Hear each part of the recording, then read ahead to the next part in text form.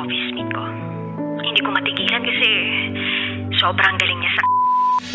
Rocky's Secret Files. It's the kind of bleep you never knew existed. Kunwari inosente, pero boy naman pala. Rocky's Secret Files.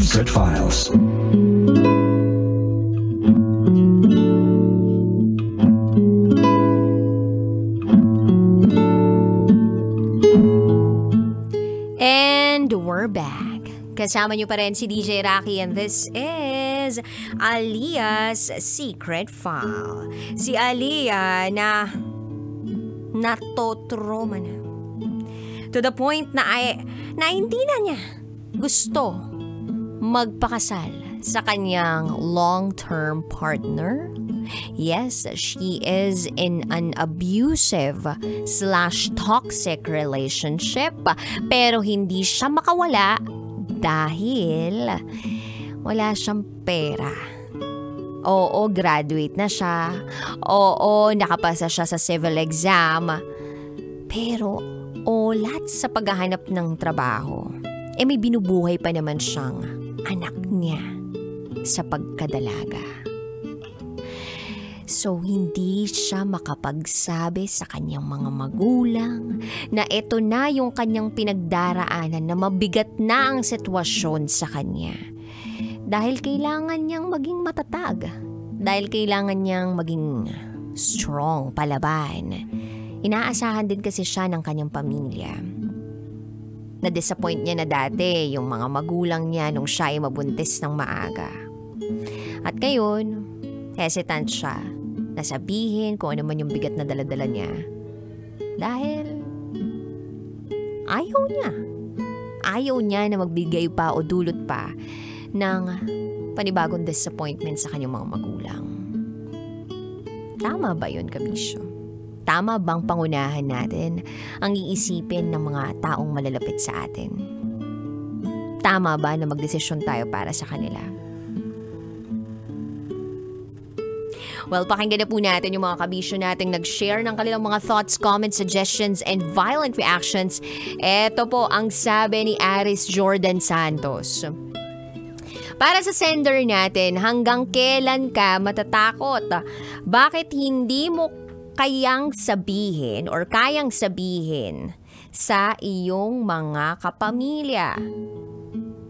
Hindi mo pa nga nagagawa, may sinasabi ka na. Huwag mong pangunahan ng mga pwedeng mangyari o nangyayari. Yan ang mali sa atin. Minsan, yung okay ka na sa okay. Nako, huwag kang masanay. Gawin mo lahat ng paraan para magka-work ka dahil may anak ka. At yung partner mo, hiwalayan mo na siya. Hindi ka na masaya doon. Yun lamang po. Salamat po at pabati sa Team Rocketeers. Thank you so much, Aris Jordan Santos. Totoo, yung hindi naman dapat pinangungunahan yung mga posibleng mangyari sa buhay. Although, prevention is better than cure at mas maganda pa rin handa tayo sa lahat ng mga pwedeng mangyari sa buhay natin. Pero, yung mga pagsasabi ng sariling nararamdaman pag sobrang bigat, magandang ibahagi yan sa kapamilya. Alam mo kung bakit? Lahat ng mabigat gumagaan kapag ito ay pinagsasaluhan. Kapag yung bigat ay pinagsasaluhan. Tingnan mo yung pera mo, 100,000 pesos, ibigay mo sa akin yung 50, gagaan yung hawak mo. Ganon. Charot with darot. Anyway, eto naman sabi ni Danilo R. De La Cruz. Take all the time you need to heal emotionally. Moving on doesn't take a day. It takes a lot of little steps to be able to break free of your broken self. I believe that success in life is liking yourself, liking what you do, and liking how you do it. If you cannot do great things, do small things in a great way. Witty Wednesday, Miss DJ Rocky, and happy Oktoberfest jacket. Ano? Uy, gusto ko yung sinabi niya rito, na success in life is liking yourself, liking what you do, and liking how you do it. And if you cannot do great things, do small things in a great way. Oh, ha? sobrang ganda nun. Parang ang sarap i-apply sa sarili na kapag hindi ko kayang gawin itong mga magagarbong bagay o pangyayari o sitwasyon sa buhay ko, ang gagawin ko na lang, edi yung mga maliliit na paggawa ng mga kung ano-ano, pwedeng makatulong sa akin at magkaroon ng great impact. Pero sabi nga nila, yung mga big blessing natin, it starts with small steps. At wala daw talagang small step. A small step is actually a big step. Naalala ko yan nung nabaldado ako, remember? Nung nagka-patella fracture ako. Naiiyak na ako ulit.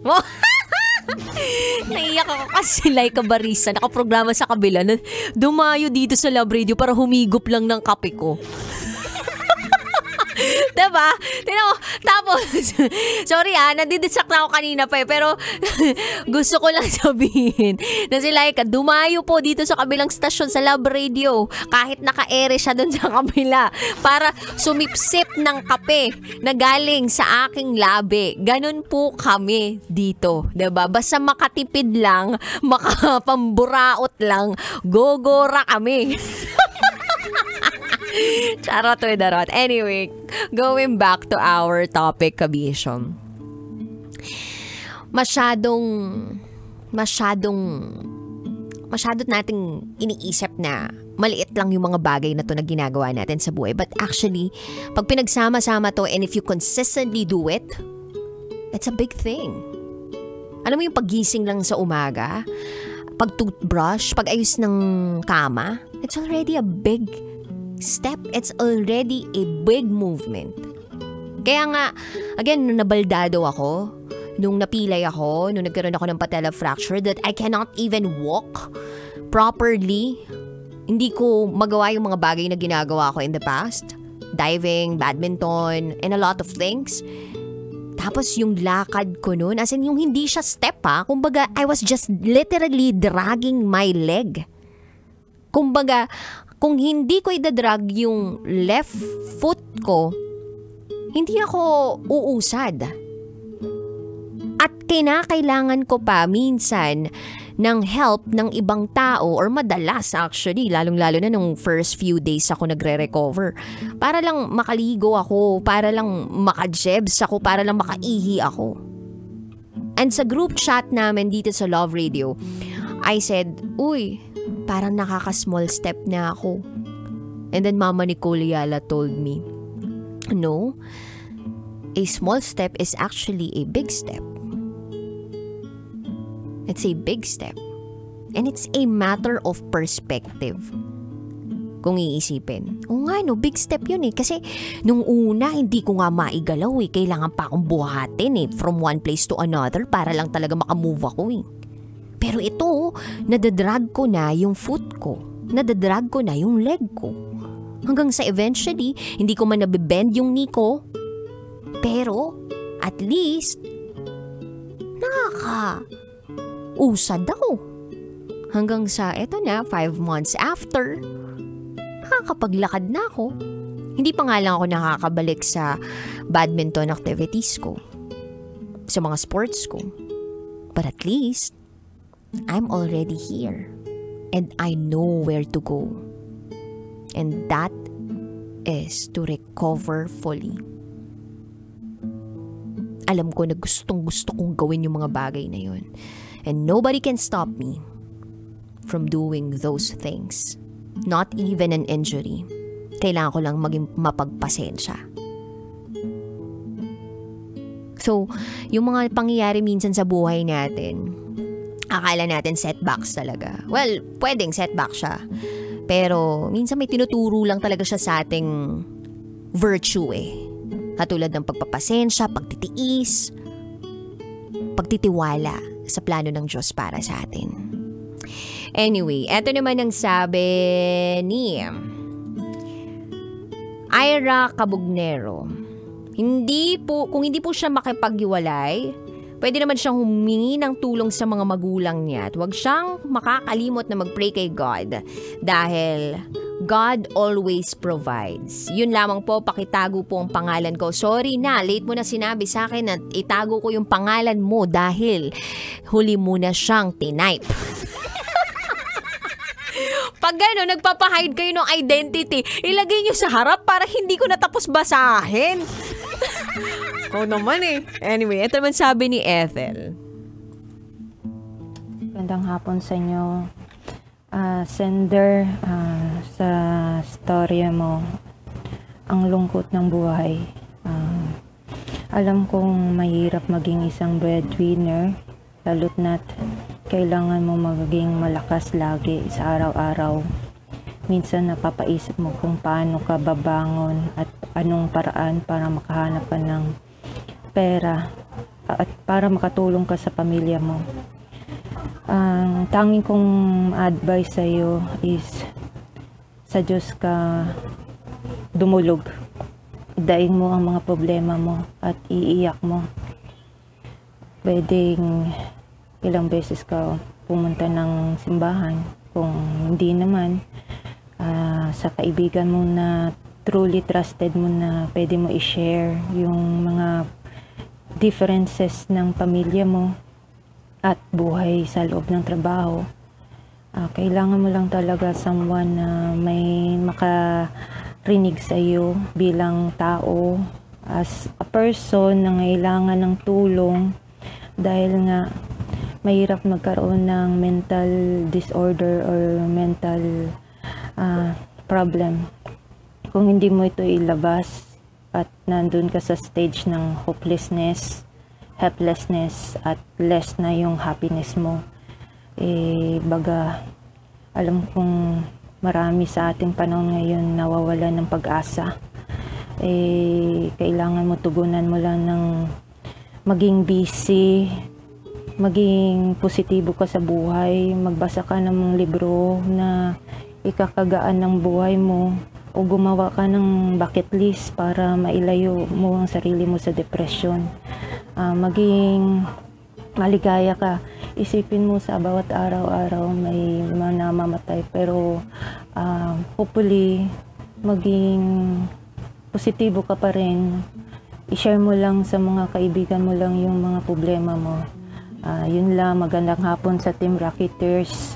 At DJ, Rocky, ikaw na naman, i-share mo naman yung mga depression mo sa buhay o nakaraan pala. Thank you, Ethel. Well, kanina, nag-share na ako ng about sa sarili ko. Actually, naiyak ako ngayon. Naiyak ako. Okay, ang drama ng DJ na ito. Ba't ako naiyak ngayon? Hindi, naiyak ako kasi naalala ko yung part na hindi ako makalakad tapos hindi ako hindi ko magawa yung mga activities na ginagawa ko in the past. So parang feeling ko that time, wala na akong silbi, ganyan. Magsi-self-pity ka talaga kahit gaano ka ka-strong ha. Kumbaga, dati sobrang goal-oriented ko and yung mga tao sa paligid ko, they always see me as a strong woman and sobrang positive. I remained hopeful. Ganun. Laging ganun yung mga nararamdaman ko, naiisip ko. Yung ganun, binigyan ako ng tissue ni Boy Pindot. Tapos, yun, nagkaroon ako ng injury. I had so many plans. Ang dami kong gustong gawin sa buhay. Tapos parang iniisip ko pa noon, kaya ko. But then, yung physical disability, yun yung lumamon sa akin. At yun yung sumampal sa akin sa katotohanan na you are not a superhero. You are not a superwoman. You can't do everything. You can't do anything. Na kahit anong pilit mo, nang dahil sa sitwasyon mo, hindi mo yan magagawa. At minsan, kinakailangan talaga ng opportunities o kinakailangan talaga na may mga ibang tao na tumulong sa iyo. Hindi lang ikaw mismo. No man is an island, sabi nga nila. And you have to embrace this concept that no man is an island. You can't do it all. You are not a superwoman. You're not a superhero. You're just a normal human being who needs love, who needs to feel that you are taken care of. Naiyak ako. Alam ba? So yun, parang kailangan mo tanggapin yun sa sarili mo. So, in order for you to embrace that, you have to accept that sometimes you are weak, that you are not okay. So, ngayon, alam mo na yun.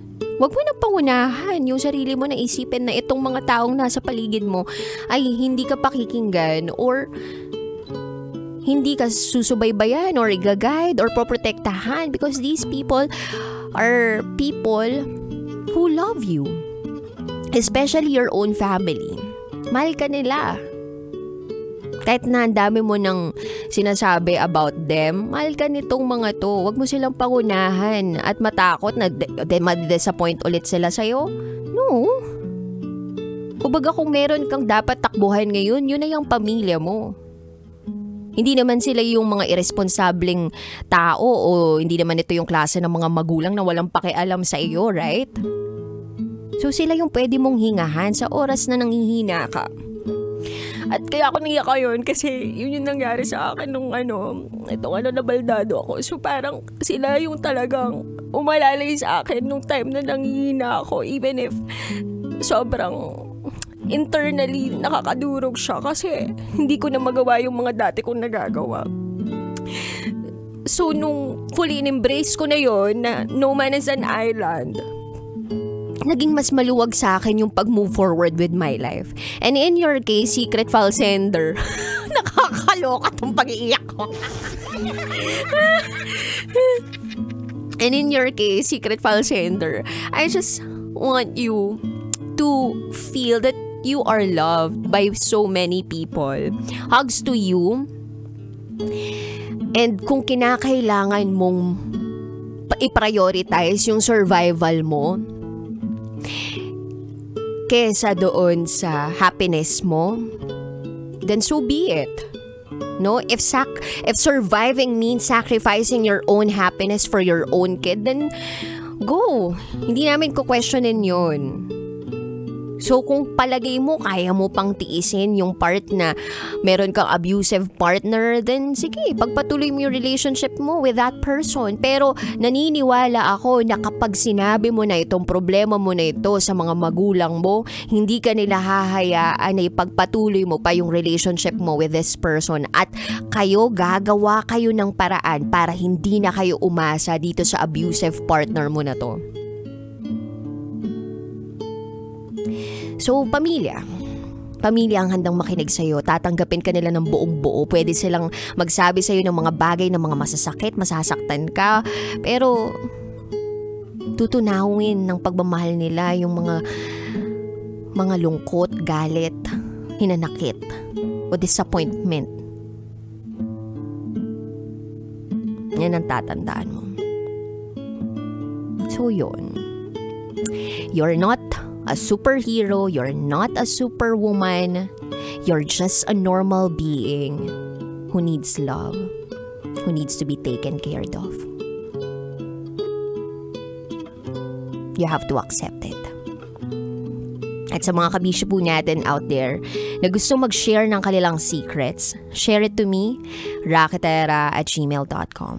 I gotta say, BRB as in bathroom break. You are so with me, DJ Rocky, and you are listening here sa Stasyong Feel Good. Feel Good, Feel Good. 90.7 Love Radio. This is